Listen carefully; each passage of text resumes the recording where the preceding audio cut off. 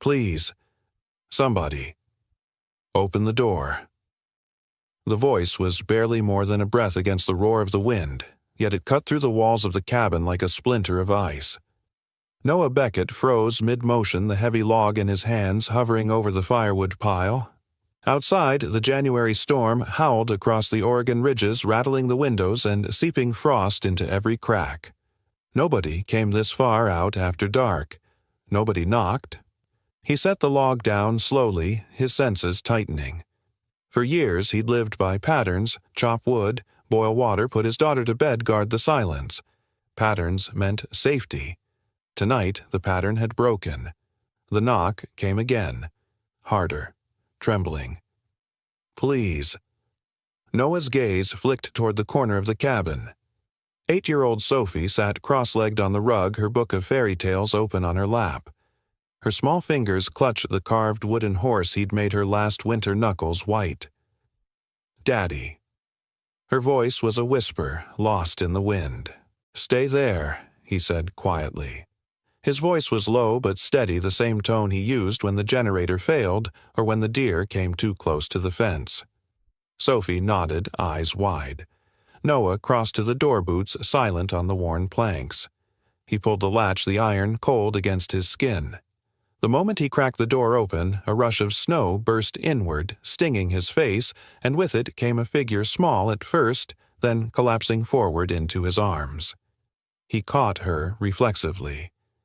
She was ice-cold and heavier than she looked, her hair plastered with snow, her coat torn. He could feel the tremor of exhaustion running through her body the way a wire hums just before it snaps. I couldn't." Her words broke off as her knees gave way. Noah tightened his grip, his instinct taking over. "Easy now. You're safe." He didn't ask who she was, not yet. In weather like this, names came second to warmth. He shut the door with his boot, sealing out the blizzard. The wind roared against the wood like a living thing, but inside the cabin the fire glowed gold and steady. Sophie had risen to her knees, her eyes fixed on the stranger. "Daddy, is she? She's alive," Noah said. "Blanket. Now." Sophie ran to fetch the quilt from her bed. Noah lowered the woman onto the wide bench near the hearth, his movements precise but gentle. He'd lifted logs heavier than this, but there was something different about holding a person the way their weight carried their whole story. The woman's lips were pale, her breath shallow. "Please. They'll find me," she murmured. "Hush." Noah draped the quilt over her shoulders, tucking it close. "You're safe here tonight. That's all you need to know." For a moment, the only sounds were the hiss of snow at the windows and the crackle of fire. Sophie held the quilt tighter around the woman, her small fingers careful as she would be with a wounded bird. The stranger blinked up at them, disoriented, her eyes dark with fear and something deeper, shame maybe, or grief. I can't stay," she whispered. Her voice had the edge of someone who was used to giving orders, but now it trembled like glass. "I just needed a place to—" She swallowed hard. "I should go." "You won't make it 50 feet in that storm," Noah said quietly. "Sit. Breathe. We'll figure the rest out when the snow stops." Her gaze flicked up at him then, as if weighing his words. For a heartbeat, her eyes sharpened, recognition flickering but not landing. She looked away quickly. Daddy, Sophie said softly, "Her hands are blue." Noah crouched down, his broad shoulders blocking the draft. He took the woman's hands, gently rubbing them between his palms to coax back the warmth. They were cold as river stones. He noticed the torn edge of her expensive coat, the scuffed boots that weren't meant for mountain roads. A city woman lost in a wilderness storm. "You've been out there long?" he asked.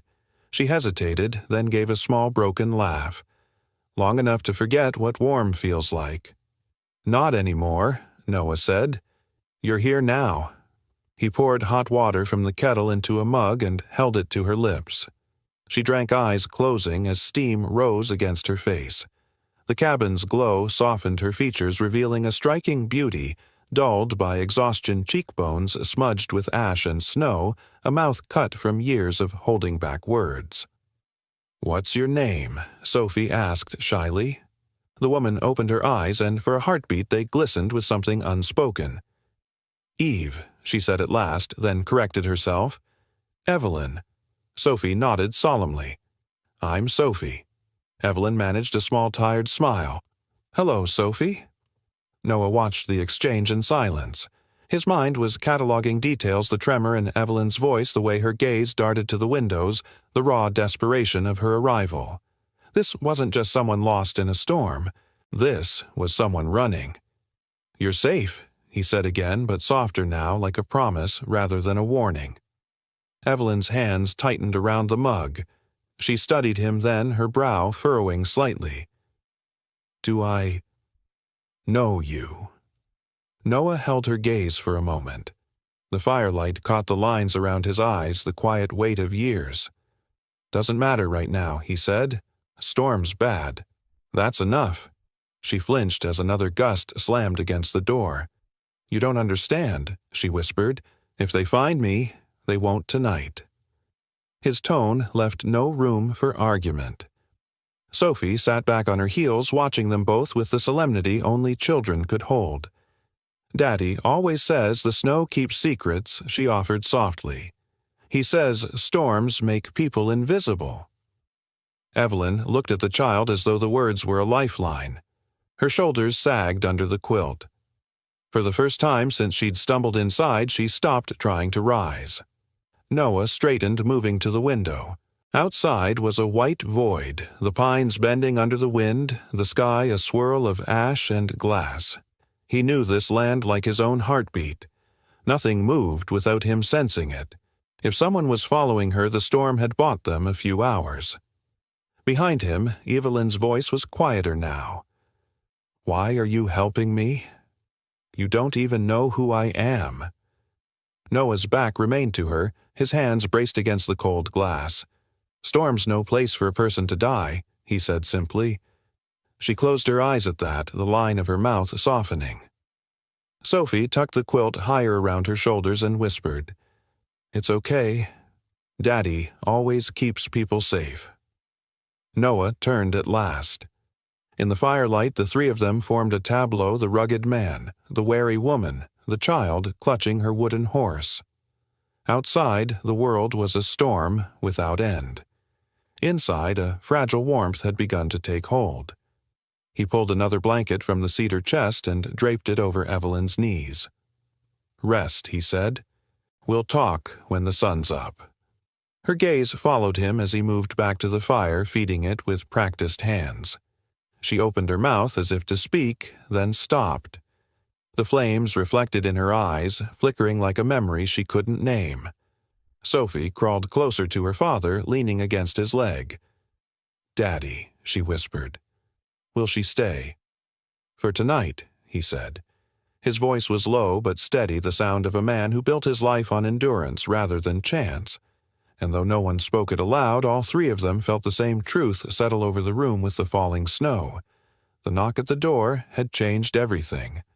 Outside, the wind screamed against the walls. Inside, the fire burned on. The smell of cedar and cinnamon was the first thing Evelyn noticed when her eyes fluttered open. It wrapped around her like a thread pulled from a memory long, buried warm kitchens, safe winters, a world before everything cracked. The ceiling above her was made of exposed timber beams darkened with age. Light flickered along them, firelight, soft and pulsing. She blinked slowly, her head pounding with a dull throb that stretched behind her eyes. Then came the awareness of weight blankets piled atop her, the slow ache of cold thawing from her bones. Her breath caught her chest, rising too fast. Where was she? She sat up sharply, and pain bloomed through her side like a knife. Ah! A creak of the floorboards. She turned quickly, her pulse hammering. A man stood near the fireplace, quietly pouring hot water from a kettle into a mug. He didn't startle. He didn't rush. "You're awake," he said calmly without turning around. His voice, low, rough like stones against a river current. "What is this?" she asked, throat raw. "Cabin," he answered, simply handing her the mug. Storm came fast. You were almost unconscious.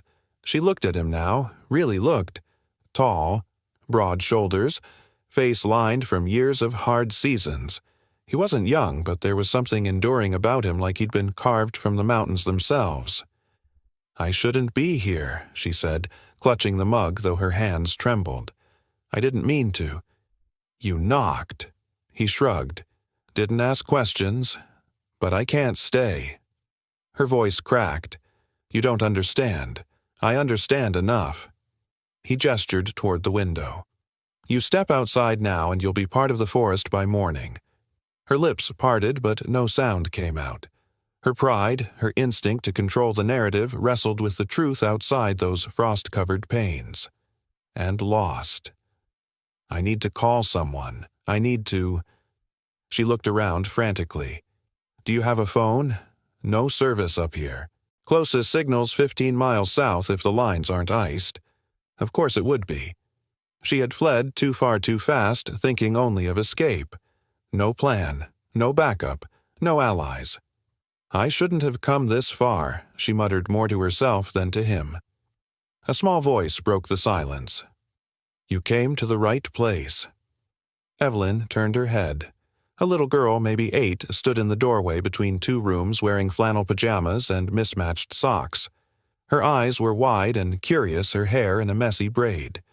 She held a worn stuffed rabbit in one hand and a book in the other. Evelyn blinked, stunned. "I didn't know you had a child. Didn't get the chance to mention it," the man said quietly. "Sophie, this is Evelyn. She'll be staying till the storm passes." The girl nodded, solemnly walking toward her with quiet, steady steps. "You looked like a snow angel last night." "But kind of a broken one." Evelyn let out a startled laugh and then, just as suddenly, felt the sting of tears. She hadn't meant to cry. Not in front of strangers. But something about the child's simple honesty cracked her walls wide open. "Thank you," Evelyn whispered. Sophie shrugged. "Daddy says we help people when they fall. That's what makes us human." Evelyn looked at the man. He said nothing, just moved to the hearth and stoked the fire. She studied him more closely now, something tugging at the edge of her mind. There was something about the slope of his jaw, the quiet way he carried himself. Familiar, but from where? "You didn't tell me your name," she said cautiously. He didn't look at her. "Didn't think you'd remember." That stopped her cold. Her fingers tightened around the mug. "What does that mean?" He turned then, eyes meeting hers for the first time. Gray, unreadable with a flicker of something just beneath the surface. Not anger, not even pain. Something deeper. "You signed a termination letter 5 years ago," he said evenly. "My name was on it." The room tilted just slightly. Her breath caught. "You were at Rentec." "Maintenance division," he replied. "Name's Noah Beckett." The mug nearly slipped from her hands. She stared at him, words failing. It had been a Tuesday. Her assistant had brought in a stack of pink slips. Restructuring, they said. Budget cuts. Efficiency. She hadn't even looked at most of the names. I didn't know." She managed voice, barely a whisper. He offered no reaction. Just went back to stirring the soup simmering on the stove. Sophie sat cross-legged near the fire, flipping through her book as though this was the most natural conversation in the world. Evelyn swallowed hard. "You must think I deserve this." He paused, then slowly shook his head. "Storms don't come to punish people. They just come." She didn't know what to say to that. It wasn't forgiveness, but it wasn't condemnation either. "Why help me?" she asked. Noah stirred the soup once more, then set the ladle down. "Because leaving someone outside in a storm, that's not who I am." His words landed like a stone in her chest.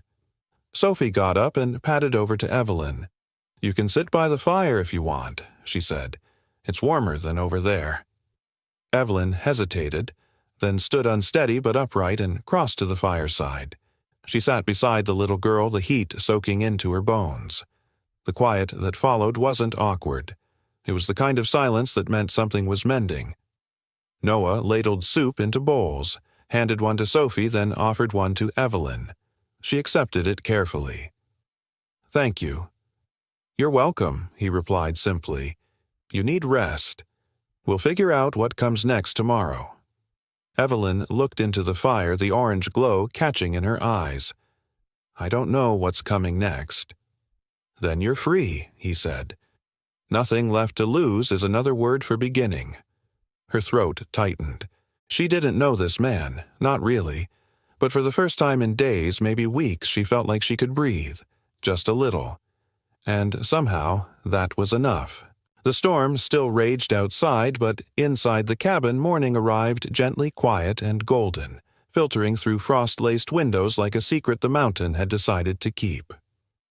Evelyn sat in the wooden armchair by the fire, wrapped in one of Sophie's flannel blankets, her fingers curled around a chipped ceramic mug filled with something warm and sweet. Her body still ached. Her head throbbed faintly, but she was awake. Aware. And for the first time in days, she didn't feel like she was falling. Across the room, Noah was mending something at the kitchen table, an old lamp maybe, or a radio. His movements were precise, methodical. He didn't hum, didn't speak, just worked in steady silence like a man who had made peace with the quiet. Sophie knelt on the rug nearby, drawing carefully with a dull pencil on the back of a grocery receipt. She looked up at Evelyn with those wide, solemn eyes that seemed to see far more than any child should. "Do you want to see?" she asked.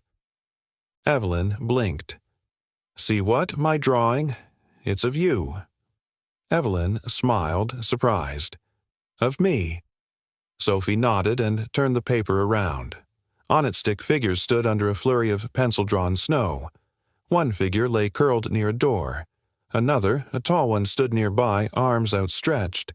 A little girl stood between them, smiling. Evelyn's throat tightened. "You drew last night." Sophie nodded again. "You looked like one of those fairies from the books. Except sad." Evelyn didn't know what to say to that. The truth was, she had felt more like a ghost than a fairy when she stumbled through that snow. And yet here was this child, this bright little flame in the middle of the blizzard who had made her into something almost magical. She reached out gently, smoothing Sophie's hair. "Thank you. That's the first kind thing someone said to me in a long time." Sophie leaned her cheek into Evelyn's hand and said very seriously, "That's not okay." Evelyn froze. "Even fairies get tired," Sophie continued. "But they're not supposed to feel alone." Noah looked up at that, his eyes catching Evelyn's. For a brief moment, something passed between them. Not pity, not judgment, just quiet understanding. Evelyn looked down quickly. She wasn't ready for what she saw in his gaze. Sophie turned back to her drawing, humming softly. Evelyn sipped her drink and let herself study the man at the table. The name Noah Beckett still echoed in her head. She hadn't remembered it last night, not fully. But now, in the calm of daylight, it came back in flashes. 5 years ago. A restructure. Department cuts. She'd signed the forms after a finance meeting, dozens of them. She hadn't read most of the names. Hadn't looked beyond the line position facilities support, action termination. And yet, here he was. He didn't look broken. He looked anchored. The guilt sat like a stone in her chest. "I'm sorry," she said, finally breaking the silence. Noah didn't look up from the circuit board in his hands. "For what? For what happened? Back then. I didn't know you." "You didn't need to," he said simply. She flinched at that, not because his words were cruel, but because they weren't. He wasn't angry. He was just stating fact, and somehow that hurt more. "I thought I was building something important," she said quietly. "Rentec was everything to me. My name, my vision, my fight." Noah finally looked up. "And when the fight turned on you." Her breath hitched. "That's why you ran," he added. Evelyn didn't answer. Didn't need to. The truth was all over her face. She stared into her cup. They turned so fast. People I mentored, trusted. They smiled while they locked me out of my own servers. Sophie looked up from her drawing. That's like a betrayal story, right? Evelyn gave a hollow laugh. Yeah, something like that. Sophie's brow furrowed. My teacher says when someone breaks a promise, you're supposed to say how it made you feel. And then, you make a boundary. Evelyn looked at her stunned. Noah raised an eyebrow. Miss Terry strikes again. She's very smart, Sophie said proudly. Evelyn smiled. I think I needed to hear that. There was a pause. Then Sophie, with childlike boldness, scooted closer and said, Do you think, maybe, you could stay longer? Evelyn blinked. Stay, just for a little while, until the storm stops. Or maybe after. Sophie hesitated. We haven't had anyone else here since Mama left. The room fell still. Noah's hands paused mid-motion. He didn't look up, but his jaw tightened. Evelyn looked between them, her breath catching. I didn't know. It's okay, Sophie said. It's been 2 years. Daddy says some people leave quietly because they're hurting too loud. Evelyn swallowed against the sudden lump in her throat. She looked at Noah. He was staring into the distance now, hands resting on the disassembled radio. I'm sorry, she said softly. Noah nodded once, almost imperceptibly. She wasn't a bad person, he said. Just lost. And sometimes when people break, they don't leave pieces behind. Just silence.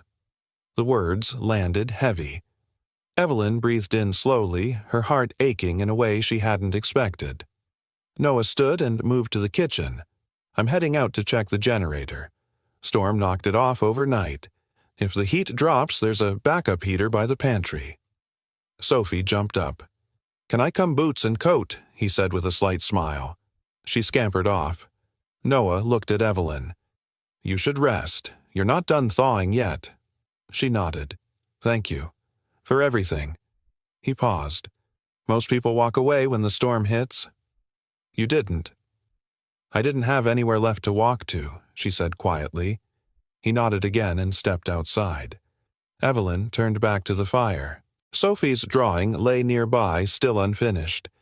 She reached for the pencil, added one tiny detail, a heart drawn between the 3 figures. She smiled. For the first time in a long while, it felt real. The storm had softened by afternoon trading, howling winds for a steady hush. Snow still fell in thick, silent flakes outside the cabin window, blanketing the pines and making the world feel like it had stopped breathing. Inside, the air was warm, but tension simmered beneath the quiet. Evelyn stood at the kitchen counter, her fingers tracing the rim of a clean mug. She wasn't cold anymore, not physically, but something deeper remained frozen, buried under layers she had spent years building. Noah worked near the back door, his boots and coat dusted with snow steam rising off him like smoke. He had just returned from checking the generator and repairing a loose coil in the shed. Sophie trailed behind him, proudly holding a small bag of screws like treasure. We saved the day, she declared, climbing onto the stool beside the counter. Well, mostly Daddy. I just held the flashlight. Noah shot her a look. A steady flashlight is half the battle. Sophie beamed. Evelyn managed a smile, but it faded quickly.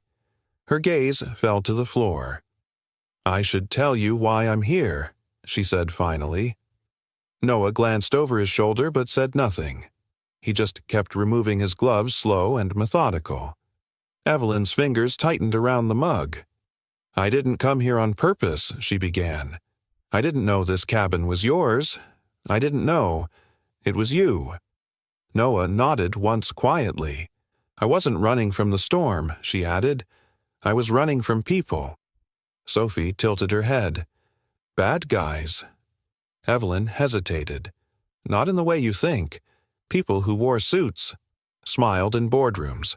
Called me family until they didn't. She looked down at Sophie, but her words were for Noah. They called an emergency meeting. Said they found discrepancies, accused me of hiding funds, misusing company accounts. I built that company from nothing. I bled for it. Her voice broke sharp and bitter. They froze my accounts. Shut down my access. Even my assistant, someone I mentored for 6 years, handed me a legal letter instead of a phone.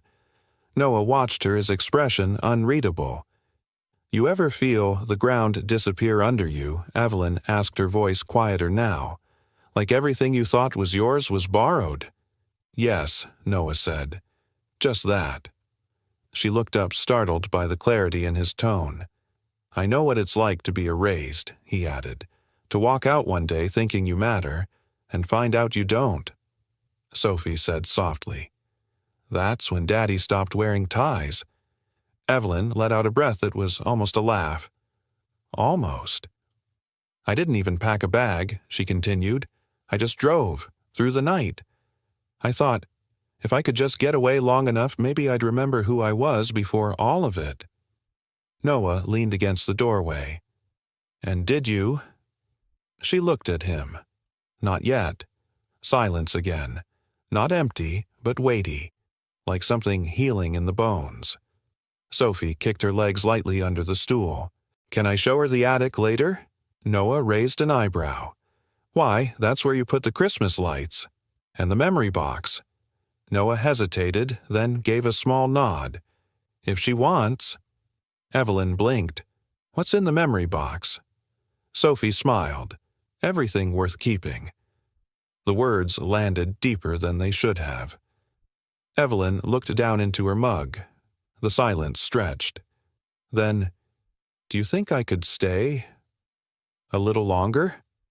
Noah didn't respond right away. He moved to the stove, poured hot water into another mug, then walked over and set it gently in front of her. She met his eyes. "I don't want to be a burden." "You're not," he said. "Storm hasn't passed yet." She looked at him for a long moment, and when it does, his jaw tightened slightly. "We'll see." There was something comforting about the way he didn't promise what he couldn't guarantee. No soft reassurances, no false hope, just space, just now. "I always thought strength meant standing alone," she said quietly. "Turns out it just makes the fall longer." Noah sat across from her, elbows resting on the worn wood table. "People think strength is loud," he said, "but sometimes it's just choosing not to give up, even when no one's watching."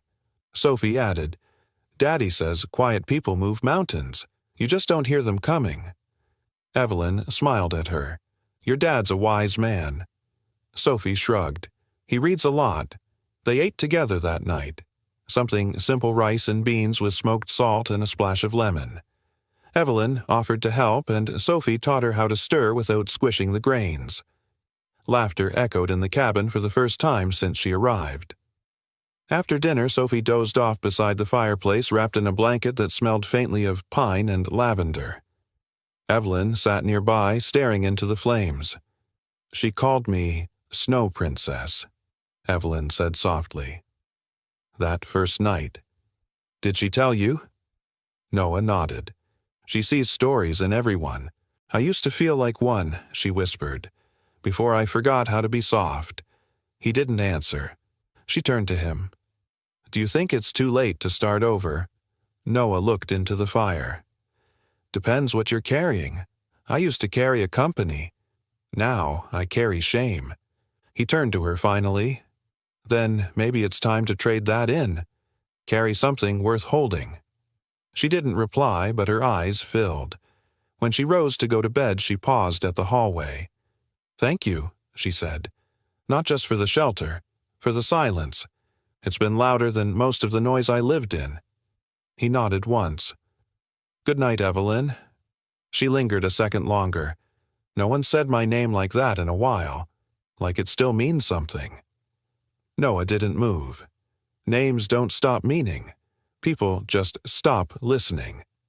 She disappeared down the hallway and the fire cracked softly behind her. Noah stared into the flames alone once more. But something in the air had shifted, and he knew storms like this never came without changing something forever. The snow finally stopped. By the time morning pushed its soft light through the windows, the world outside had turned still, blanketed in silence. No wind, no movement, just a heavy hush that settled into every crack like an exhale after a long, hard cry. Evelyn stood by the window, her hands wrapped around a mug of tea. She watched the white ridges of the forest stretch into the horizon, unbroken and endless. The storm had passed, but the weight in her chest had not. Behind her, Noah moved around the kitchen with quiet efficiency. He wasn't loud, wasn't performative. Just present. Just consistent. She found herself stealing glances more than she meant to. "I can help," she said suddenly, setting her mug down. He looked over. "With breakfast, cleaning, shoveling snow. Whatever you need, you're recovering." She raised an eyebrow. "I'm not glass, just temporarily dented." A flicker of something humor, maybe, crossed his face. Noah stepped aside and gestured to the counter. "The eggs are real. The pancakes are not. Sophie likes them shaped like animals. I make blobs. She calls them bears." Evelyn smirked. "I can do better than blobs." "You say that now." He handed her a mixing bowl. They moved around the kitchen like a pair that had done it 100 times, though it was their first. There was no music playing yet. There was rhythm. She cracked eggs. He flipped pancakes. At one point, they reached for the same mug and their fingers brushed. Neither said a word, but neither pulled away too quickly either. Sophie bounced into the kitchen just in time to declare, "That pancake looks like a sleeping moose." Evelyn smiled. "Better than my first attempt. That one looked like Texas." After breakfast, they all bundled into layers and headed outside. The snow was knee-deep light and powdery, blanketing the woodpile and half burying the generator. Evelyn grabbed a shovel before Noah could stop her. "Careful," he said, not unkindly. "The snow hides the ice underneath. I spent 5 years in heels. I think I can handle snow." She slipped exactly 10 seconds later. Noah didn't laugh, just extended a hand. She stared at it for a moment before taking it. His grip was firm, warm, reliable. "You always this stubborn?" he asked, pulling her up. She dusted herself off. "I ran a billion-dollar company." Stubborn comes with the title. He didn't answer right away. Then he said, "You'll get it back." She looked at him surprised. "You think so? I think truth takes longer than lies." "But it always shows up." Her breath caught. They finished the shoveling side by side, wordless but not silent. When they returned to the cabin, their clothes damp with melted snow and their cheeks flushed, Evelyn felt something she hadn't in a long time, earned warmth. Later that afternoon, Noah sat at the small desk near the back wall, fingers moving across an old keyboard wired into a monitor that looked like it hadn't seen civilization in years. Evelyn wandered over curious. "What are you working on?" "Router's been flaky. I'm rerouting through a backup node old satellite line I reprogrammed." She blinked. "You built a satellite uplink." He nodded without looking up. "Modified one. Used to do a lot of system redundancy back in the day." A pause. "You were in IT close," he said. "Systems engineering." Evelyn's stomach dropped. What company she asked, though she already knew. Noah paused, then looked up at her. "Rentec," he said evenly. "First 5 years. Infrastructure and architecture." The words hit her like a wave of cold. She started, then stopped. "It's fine," he said. "That's not what this is about." "But it matters," she insisted. "You weren't some janitor who landed here by accident. You helped build the very foundation. And I got cut from it just the same," he said, his voice calm but heavy. "Not because I failed, but because someone needed a fall guy." She looked away, shame knotting in her chest. "I didn't know," she whispered. "I should have. I should have seen. You were fighting your own battles." She turned back to him. "You never fought back." He stared at the screen. "Fighting doesn't always fix what's already been decided. So I walked away. Took the only thing that still mattered with me." Her eyes softened. "Sophie." He nodded. Evelyn took a breath. "I want to try again. I want to make it right." Noah looked at her.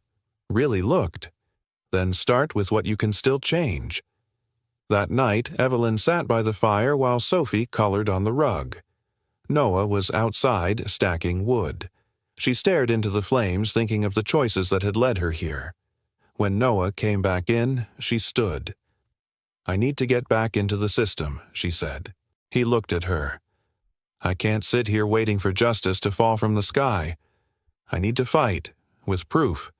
I need to find what they buried and bring it to light." He nodded once. "Okay," she blinked. "You'll help." "You're not the only one who wants the truth out," he said. "I know where the bodies are buried, because I helped dig the foundations."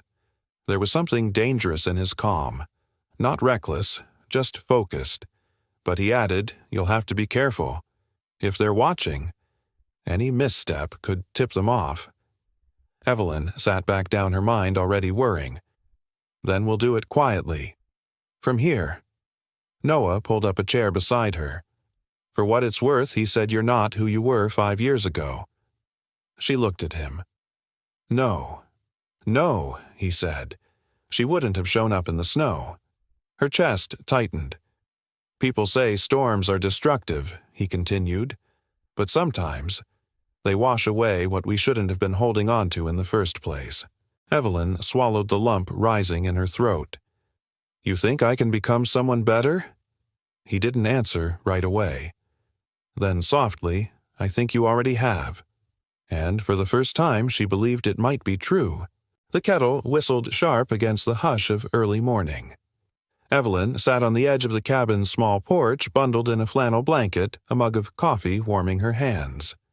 The snow had turned to crust, crunching underfoot whenever Sophie darted around chasing flakes that still danced from the sky like hesitant ghosts. But something about the air felt off. Noah stepped out beside her, pulling his jacket tighter. "You've been quiet." She looked up, hesitating. "Do you ever feel like someone's watching?" He didn't smile. "I do. Right now." She raised an eyebrow. He nodded toward the woods. "Something's wrong." Before she could respond, Sophie came bounding around the corner of the cabin, her face lit with excitement. There are boot prints near the back fence. Big ones. Noah's entire body stiffened. "Are you sure, sweetheart?" he asked, keeping his voice even. "Yeah, I counted them. They go up to the satellite dish and then back toward the trees." Evelyn stood, heart climbing into her throat. "Noah, take her inside," he said. "Noah." His voice left no room for argument. "Now." Evelyn nodded and led Sophie in with a forced calmness that betrayed the thunder pounding in her chest. Noah walked the perimeter with practiced, calculated steps. He didn't need a weapon to know something had shifted. The satellite dish had fresh snow disturbed at its base. Tracks heavy, deliberate. Someone had been here. Not a hiker, not a mistake. Targeted. Inside, Evelyn paced. Sophie colored at the table, oblivious. "Are we in danger?" she whispered as Noah stepped back in. Someone was here, watching. They didn't come close, but they wanted to get a fix on the signal. She frowned. "You said this system was secure." It was, until someone got lucky or until someone started looking really hard. A beat passed. "My smartwatch," she whispered. "It tracks GPS." I didn't think Noah cursed softly and walked over to the old desk. He pulled out tools she didn't recognize and began dismantling the satellite routing hardware like a surgeon in crisis mode. "What are you doing?" she asked. "Masking our location. Rerouting traffic through 4 abandoned uplinks. It won't stop someone with high-level access, but it'll slow them down. How long do we have?" He didn't look at her. "Hard to say. If they think you're alive and nearby, they'll send someone." Evelyn's breath hitched. "They think I'm a threat. They know you are." She folded her arms, not against the cold but the panic creeping up her spine. "Why didn't I see this coming? All those board meetings. All those smiles." "Because you were trying to build something good," Noah said calmly. "People who build don't always look over their shoulder. People who destroy do." She looked at him. "Are you scared?"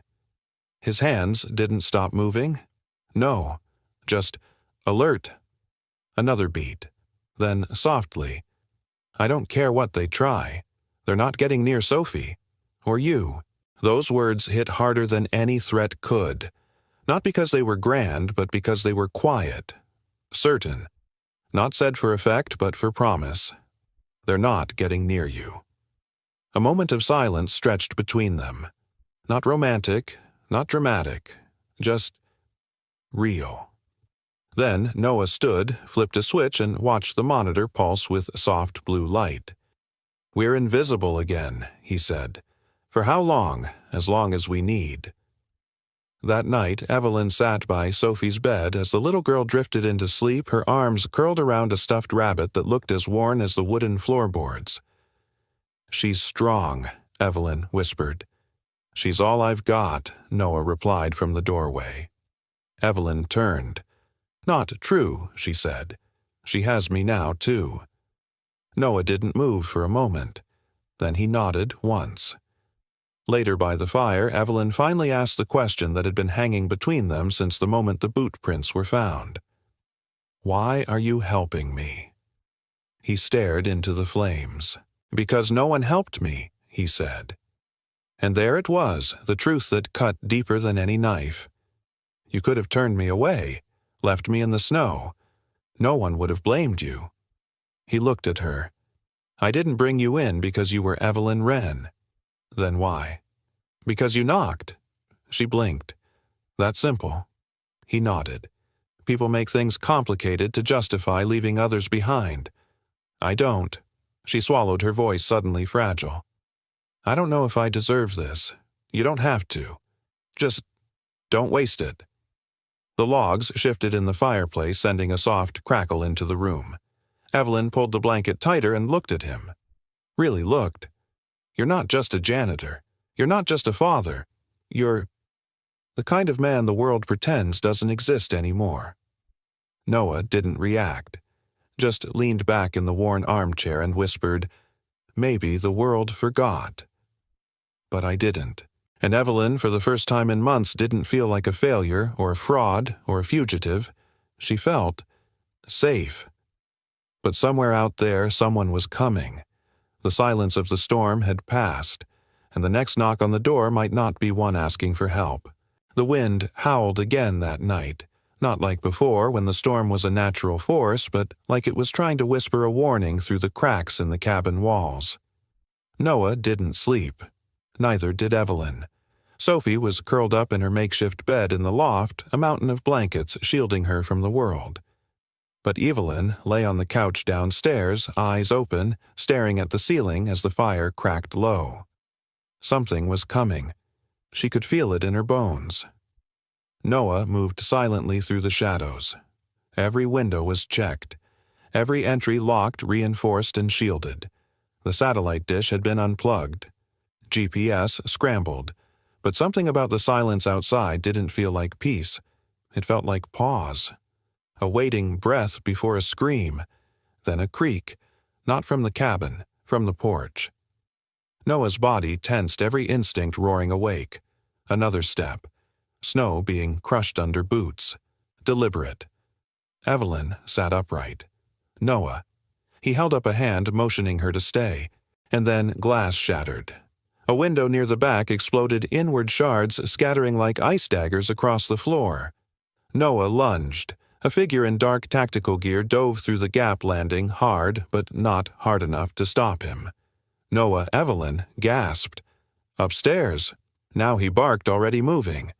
The intruder raised a weapon non-lethal but meant to stun. Evelyn froze, but Noah moved like a ghost through smoke. In 3 steps, he reached the man, grabbed the arm holding the weapon, and twisted hard. Bone cracked. The gun dropped with a thud. Noah spun behind him, used the man's weight against him, and slammed him into the kitchen island.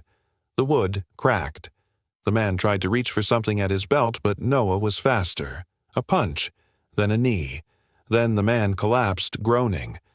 Breathing hard, Noah kicked the weapon away and bound the man's wrists with a cord from the firewood bundle. By the time Evelyn could move again, it was over. Silence returned, but this time it was shaken, broken. Sophie peeked from the stairs, eyes wide. "Daddy!" Noah turned, softened instantly. "It's okay, sweetheart. He's not going to hurt anyone." Evelyn sank to her knees near the fireplace, adrenaline finally crashing into her. Her hands trembled. She looked at the man crumpled on the floor. His coat had no logo, no ID. Professional. "Who is he?" she asked. Noah checked the man's neck, then his eyes. "Trained. Paid to extract, not kill. But if you'd run, he'd have dragged you into the dark." Tears welled in Evelyn's eyes. "This is my fault." "No," he said firmly. "This is theirs." She looked at him. Really looked. There was blood on his knuckles, a cut on his cheekbone. His chest rose and fell with quiet rage, but in his eyes there was calm. "Why aren't you panicking?" she whispered. "Because I've lived this before." She blinked. Before, he said nothing. Instead, he knelt beside Sophie, brushing her hair back. "Hey, you okay?" She nodded slowly. Was he trying to take her? Noah didn't answer, but Evelyn did. "Yes, baby, he was." Sophie's lower lip trembled, but Daddy stopped him. Evelyn's voice cracked. "Yes, he did."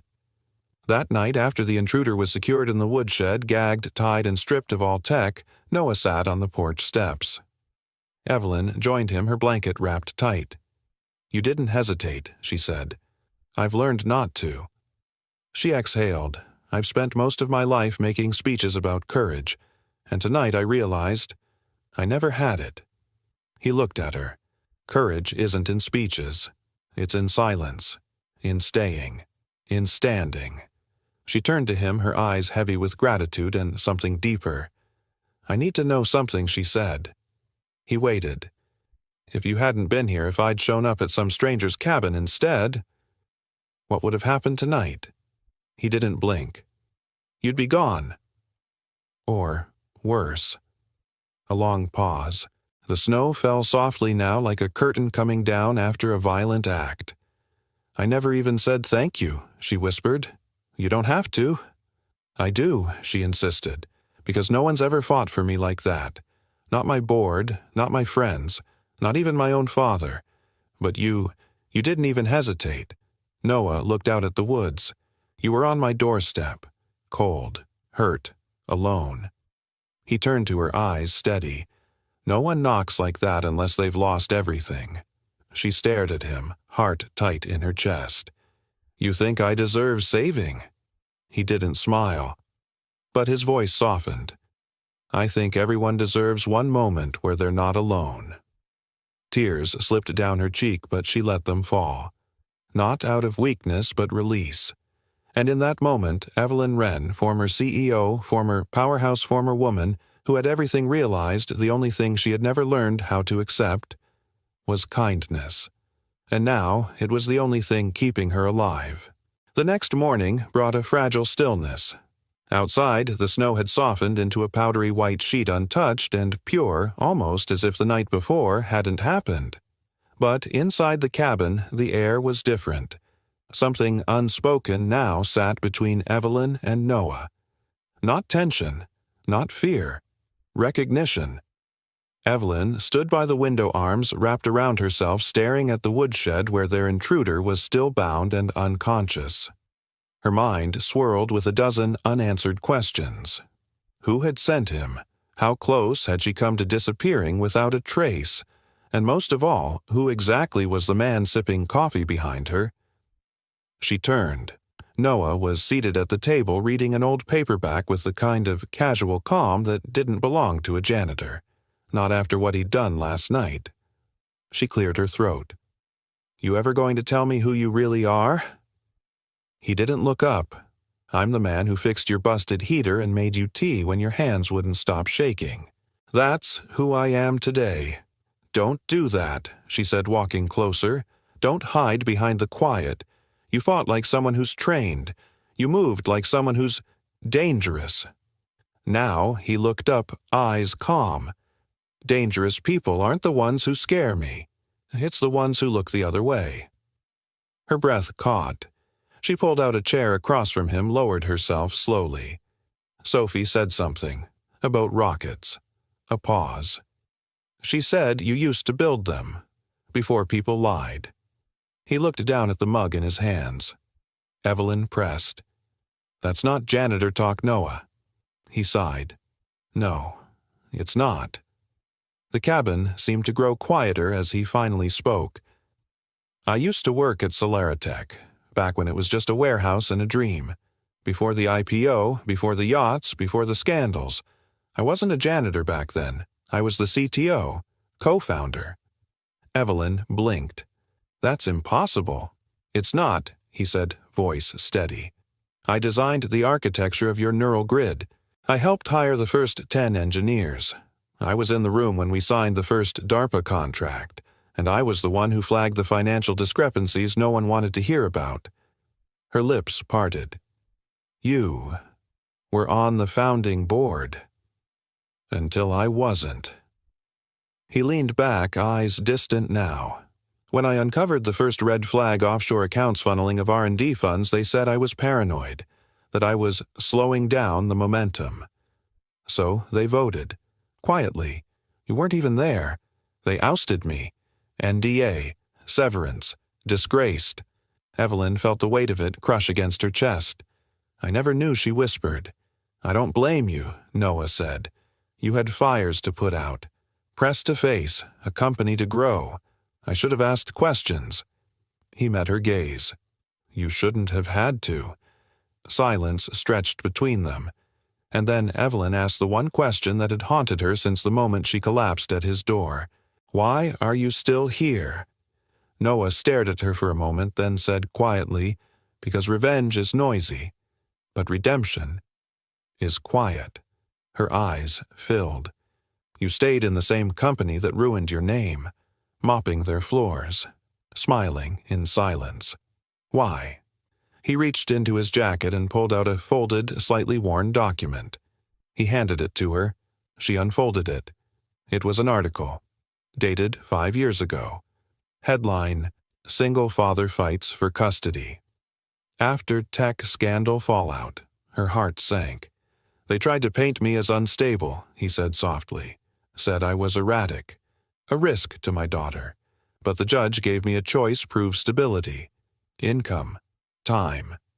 He looked toward the loft where Sophie was playing with her colored pencils. So, I took the job. The only one no one would question. No press, no cameras, just floors, and a steady paycheck. I became invisible, and that invisibility kept her safe. Evelyn's voice broke. You gave up everything. No, he said, eyes never leaving his daughter's. I traded everything. For her. She swallowed hard.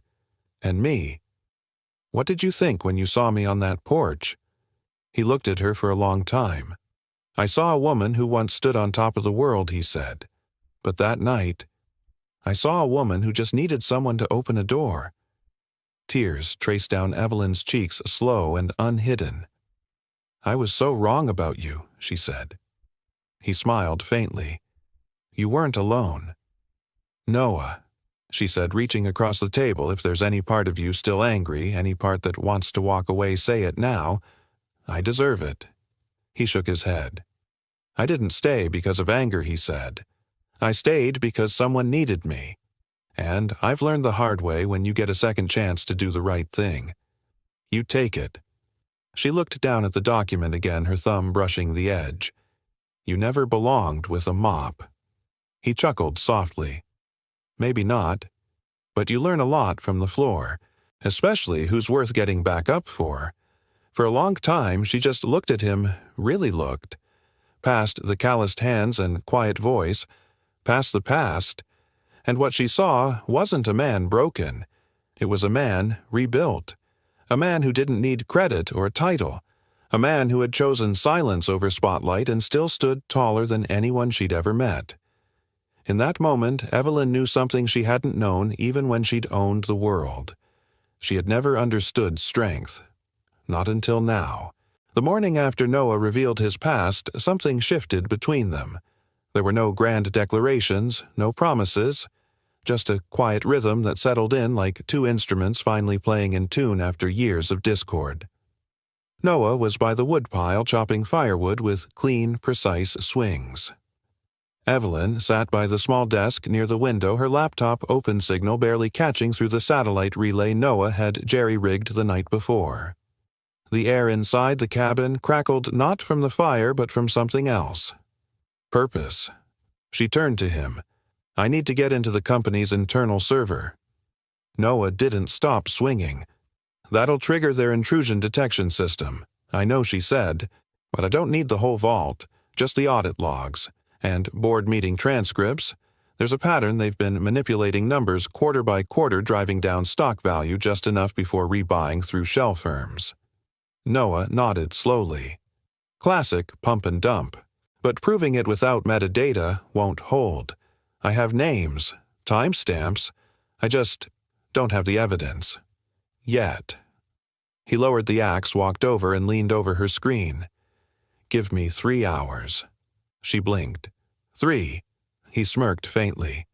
"I built the architecture, remember? I know where the shadows fall." And just like that, it began.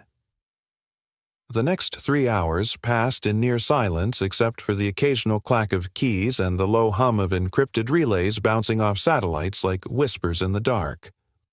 Sophie sat nearby, coloring quietly with her headphones on. Occasionally, she'd glance up as if sensing something important was unfolding.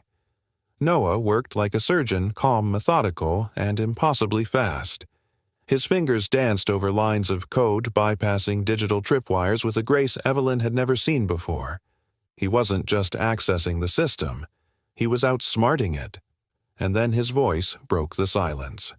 "Got it." He turned the laptop toward her. Dozens of PDF files loaded on-screen, meeting minutes, altered financial forecasts, emails marked confidential. And they're buried deep within metadata were the geotags and IP logs, enough to connect transactions across subsidiaries and offshore accounts. Evelyn's breath caught. This is more than I hoped for." Noah handed her a flash drive. Encrypted, triple-layered. Once uploaded to the SEC portal, they'll be forced to act. She took it carefully like it was a matchstick in a dry forest. "Noah," she said, voice low, "what if they come after you?" He gave her a look, calm, resolute. "They already did." She swallowed. "And Sophie?" He paused, glancing toward the child napping on the rug, a blanket tucked around her like a cocoon. "That's why we do this right," he said. "Fast, quiet, clean." Evelyn nodded. "Then we need someone to receive this who won't bury it." "I know a name," Noah said. "Agent Keller, SEC Division, Portland. She used to work fraud at the FBI before they buried her in a desk job. She's got a spine and a record of torching entire corporate forests if given a spark." Evelyn stared at him. "You remember that from 5 years ago. I never forget who's still honest," he replied. That night, after the drive had been uploaded through a secure Dropbox to Keller's office, Evelyn cooked for the first time in weeks. Not just heated food she cooked. Roasted squash, sautéed greens, lentil stew from pantry supplies Noah had carefully rationed. Sophie sat at the table, eyes wide. "Miss Snow Princess can cook," she teased. Evelyn laughed, really laughed. "Only when the kingdom's hungry." Noah smiled quietly as he served bowls. It was a strange thing how hope could rise again in such humble places. Not in glass towers or conference rooms, but in candlelight flickering on worn wood in shared meals, in laughter echoing through a cabin buried in snow. Sophie leaned toward Evelyn mid-meal. "Are you going to stay forever?" The question landed with the gentleness of a child and the weight of the world. Evelyn froze, spoon halfway to her mouth. Noah looked up but said nothing. She set her spoon down, eyes soft. "I don't know yet, sweetheart. But I know this place. Feels more like home than anywhere I've been in a long time." Sophie grinned, satisfied. "Then maybe that's enough for now." Later that night, after Sophie had gone to bed and the snow began to fall again in hushed waves, Evelyn found Noah outside on the porch, staring up at the moon. She wrapped a blanket around her shoulders and stepped beside him. "I sent the SEC a message," she said. "Told them there's more if they want it, and that I'll go public if they stall." He nodded. "Smart." She looked up at him. "You're not just smart, Noah. You're brave. You risked everything for truth, for your daughter, for people who didn't deserve your silence. I didn't do it for them." He turned his gaze, searching hers. "I did it for the one person who looked me in the eye and didn't flinch." She was quiet for a long beat. And then, softly, I flinched. I just looked away. Noah smiled. "But you came back." The wind shifted slightly, and she took a step closer. "I spent years surrounded by voices telling me what to do, who to trust, how to lead," she said. "But none of them would have done what you just did. Not one." He held her gaze. "That's because they build empires. I rebuild what gets left behind." And in the cold hush of that night, with the empire already beginning to quake behind them, Evelyn reached for his hand, not as a CEO, not as someone seeking protection, but as a woman who for the first time in years was choosing the quiet kind of strong. Noah didn't speak. He didn't need to. Sometimes rebuilding starts with nothing more than two hands, one truth, and the courage to rise together. They say the boardroom is colder than any blizzard. Today, Evelyn walked in determined to be the fire. The marble floor of Virion Corporation's top level echoed under her heels as she stepped off the elevator. Gone were the silk suits and flawless makeup. Today, she wore a simple black blazer, no jewelry, and a soft gray blouse that matched the sky outside, but it was the fire in her eyes that made people stare. Gasps followed her down the hallway. A few employees whispered. Some looked away, ashamed. She didn't stop. Inside the boardroom, the full panel had already assembled 12 members in tailored arrogance. Media crews hovered outside the glass, ready to report on what many assumed would be her desperate attempt at redemption. No one expected her to leave the room with anything but humiliation, least of all Bradley Voss, the COO. He leaned back in his chair, arms crossed smugly. "Evelyn." "We weren't expecting a guest speaker today." She met his eyes with steady calm. "And yet, I'm exactly where I need to be." Chairman Reginald Bain cleared his throat. "Let's be civil. Miss Wren, this is a shareholder quarterly. Unless you've been reinstated by I'm here under federal protection," she cut in. "SEC oversight. Every word in this room is being recorded and relayed." A ripple of tension crossed the room. Voss's smirk flickered. She placed a slim folder on the table. Inside is a timeline of internal fraud committed over the last 14 months. Patterns of stock manipulation, shell transactions, offshore laundering. All linked to the names in this room. Gasps. One board member dropped his pen. Bain frowned. "Do you have proof?" Evelyn's voice never wavered. "Not just proof. The architecture of the fraud. Metadata, emails, financial trails, and the code used to hide it." She clicked the remote. The screen behind her lit up with projected evidence, time-stamped emails, shell company charts, internal memos marked delete after review. And then one last file. A resignation letter, dated 11 months prior, signed by her. But rewritten words altered subtly. Evelyn turned to the room. This wasn't just a betrayal. It was premeditated. "You erased me to take control, but you forgot one thing." She glanced at the door. He stayed. The doors opened. Noah Beckett walked in wearing dark jeans and a collared jacket. He didn't need a badge or title. The quiet force in his step said enough. A few executives exchanged panicked glances. Voss stood. "This is a violation. He's not authorized." Evelyn raised her hand. "He's the original system architect and the whistleblower. Every file you see here was extracted by him. Legally.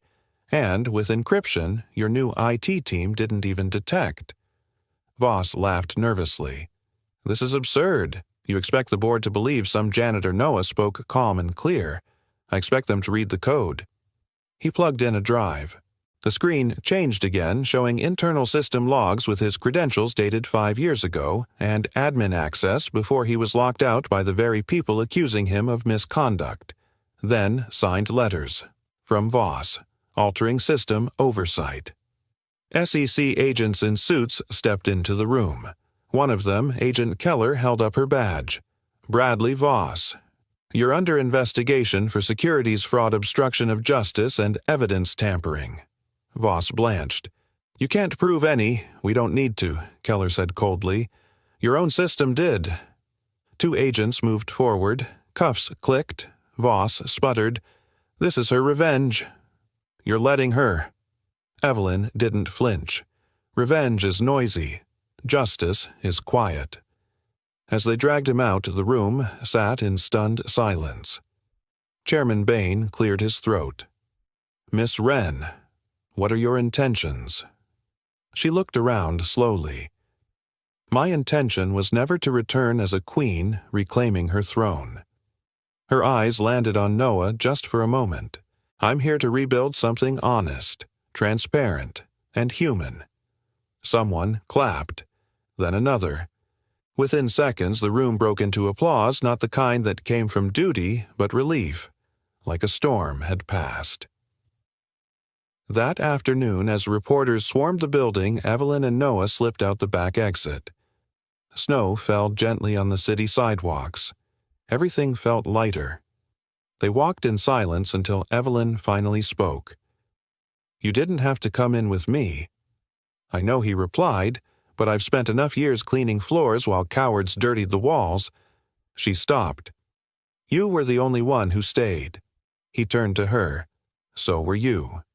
Their breath met in the cold air between them, mingling for a moment before drifting away.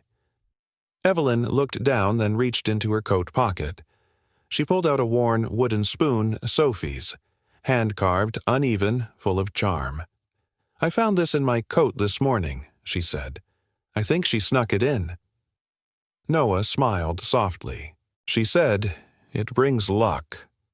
Evelyn looked up at him. Her eyes shimmered, but not with tears. With peace. Then, maybe, it's time to stop running. Noah didn't say anything. He just reached out, took the spoon, and held it gently between them. As the snow continued to fall, 2 people who had been erased by the world rewrote their ending. Together. 1 month later. The storm had passed not just in the skies, but in their lives. The snow outside the cabin was softer now, melting into quiet puddles under a shy Oregon sun. Pine needles glistened like tiny mirrors, and birds dared to sing again. Nature, like people, had a way of coming back from silence. Noah stood on the porch, toolbox in hand, tightening the final hinge on a new wooden swing. Sophie had begged for it, said it should be where Mommy and Daddy can talk forever.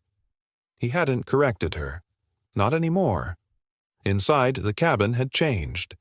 The once temporary warmth had turned into something permanent. Evelyn had left behind her sleek apartments and marble offices for weathered floorboards and soft corners, not because she had to, but because she finally understood what mattered. A knock sounded at the door, gentle this time. No fear, no desperation. Just a knock. He opened it. Evelyn stood there wearing a thick oatmeal sweater, jeans, and her snow boots, the same boots she'd worn the night she collapsed here. But this time, her eyes weren't hollow. They were lit from within. Hey, she said softly. Hey, he replied with a smile that reached every scar he'd ever carried. She stepped inside, brushing a curl from her cheek. She's with your neighbor, right? Mrs. Holloway made cookies. I didn't stand a chance. Noah chuckled. Evelyn laughed a real laugh. She asked me this morning if I was staying for good. And what did you say I told her? It depends. Noah raised an eyebrow. On. She took a deep breath, then reached into her bag and pulled out a folder. Not thick, not corporate, just a few papers inside. I want to rebuild the company, she said. Not the empire, just the part that mattered. The part we started. Noah took the folder, opened it. There, in black ink, was a contract, simple and clean. His name sat under the title, Partner, Co-founder, CTO. His fingers paused at the signature line. "I don't want you to work for me," Evelyn said. "I want to build with you." He looked up slowly. "You sure I'm not used to being sure," she admitted. "But I'm learning that some things don't need certainty. They just need honesty." She stepped closer. "Noah, I don't know what the future looks like, but I know what this feels like, and I'd rather build a world beside you in truth than rule a kingdom alone in fear." Noah didn't respond immediately. He set the folder down. Then he reached into the drawer and pulled out something small wrapped in soft linen. He handed it to her. Evelyn unwrapped it slowly. Inside was the wooden spoon Sophie had made. A little chipped now, still uneven, but in her hands it felt heavier, like it held years, not just wood. He spoke gently. That spoon held more meals, more laughter, more memories than any silver ever did. Evelyn's throat tightened. He continued, voice low, "I kept it, because it reminded me that even broken things can be useful. Even flawed things can feed a soul." She blinked quickly, then placed the spoon carefully on the shelf near the window. "I'm staying," she whispered. "Not just for business, not just for Sophie." Noah met her gaze. Then, for what? She smiled through a softness that shook her shoulders. For hope. Outside, tiny footsteps echoed on the porch. Sophie burst in her cheeks, pink and wild from cold. Daddy Evelyn. "The swing works." Noah opened his arms. She launched into them. Evelyn knelt beside them, brushing snow from Sophie's hair. "Did you save me a cookie?" Evelyn asked. Sophie nodded seriously. "Two, but one's broken." Evelyn laughed. "Perfect. I like broken things. They have more character." Noah chuckled. "That's why she likes me." They all laughed together, wrapped in a warmth that had nothing to do with the fire crackling in the hearth. Later that evening, the three of them sat on the swing Noah had built. Evelyn leaned her head on his shoulder. Sophie curled between them, half-asleep fingers still sticky from chocolate.